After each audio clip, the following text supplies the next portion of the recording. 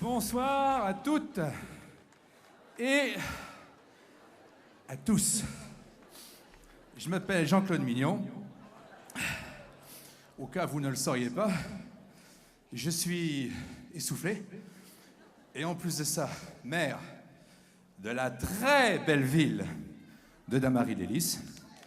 Je suis vice-président de l'Assemblée parlementaire du Conseil de l'Europe et je viens saluer tout de suite mon ami Mevlut Cavusoglu, qui est le président de l'Assemblée parlementaire du Conseil de l'Europe et bien sûr la plus haute autorité dans le département, monsieur le préfet de Seine-et-Marne. Et madame. Alors monsieur le préfet, je vous avais dit que à Damary-lès-Lys, vous risquiez d'assister à des vœux qui ne sont pas tout à fait comme les autres. C'est pas de mon fait. Moi, je souhaitais quelque chose de très classique et tout.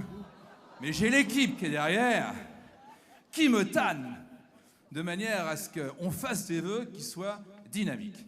Alors, c'est la tradition des vœux.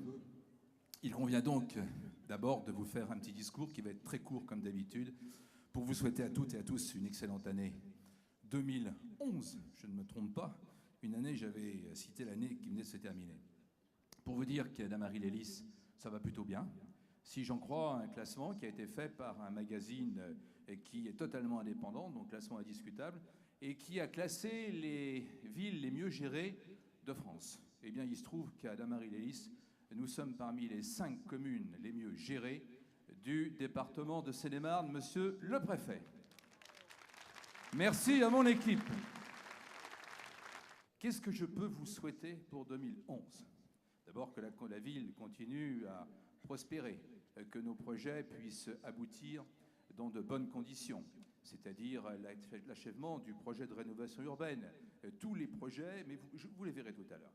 Ce que je souhaite au niveau de notre communauté d'agglomération, et je crois que monsieur le président est ici, c'est lui redire publiquement qu'il peut compter sur moi.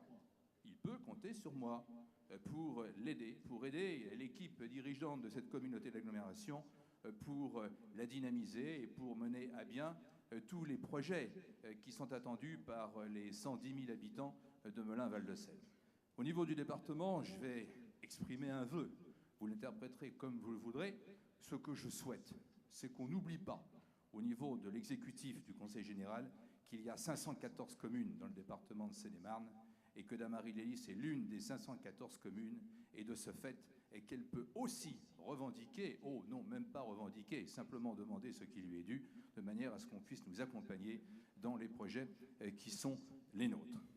Enfin, je dirais qu'au niveau de mon pays, au niveau de notre pays, je souhaite bien évidemment que les Français soient capables de se rassembler sur l'essentiel, que les Français comprennent qu'il faut qu'on mène à bien un certain nombre de réformes et qu'il est évidemment plus facile, plus aisé de ne rien faire du tout, d'attendre que le temps passe et d'attendre aussi que les suivants fassent ce que nous n'aurons pas été capables ou le courage de faire. Réformer un pays comme la France, c'est chose très difficile.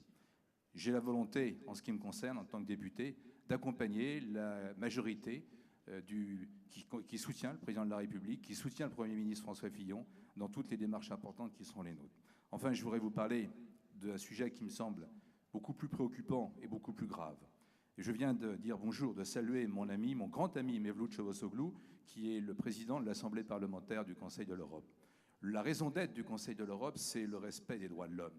C'est de faire en sorte que dans les 47 États membres du Conseil de l'Europe, l'état de droit soit respecté, les libertés soient respectées. Les libertés aujourd'hui sont malheureusement de plus en plus bafouées.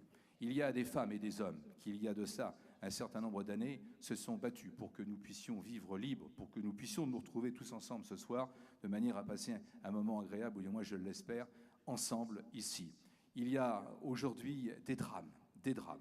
On enlève, des gens se retrouvent du jour au lendemain otages, on assassine, on fait tout et n'importe quoi, sous n'importe quelle raison, essentiellement religieuse, et nous ne pouvons pas l'admettre. Nous nous battons au Conseil de l'Europe pour que chacune et chacun puisse exercer la religion qui lui convient. Nous nous battons pour que chacune et chacun puisse s'exprimer et vivre libre dans un monde où les mots liberté, égalité, fraternité, comme elle est une devise en France, veulent dire quelque chose. J'espère, en ce début d'année 2011, que nous aurons la sagesse, mais aussi le courage, la volonté politique de mettre un terme à tout ce que nous voyons aujourd'hui. Ces deux jeunes Français qui viennent d'être exécutés au Niger, tous les otages dont on oublie même les noms aujourd'hui, dont on ne parle plus. Je pense ce soir en particulier à eux, et je suis intimement convaincu qu'avec Mevlut Çavuşoğlu au Conseil de l'Europe, avec Nicolas Sarkozy à la tête de la présidence du G20, avec toutes les femmes et les hommes de bonne volonté,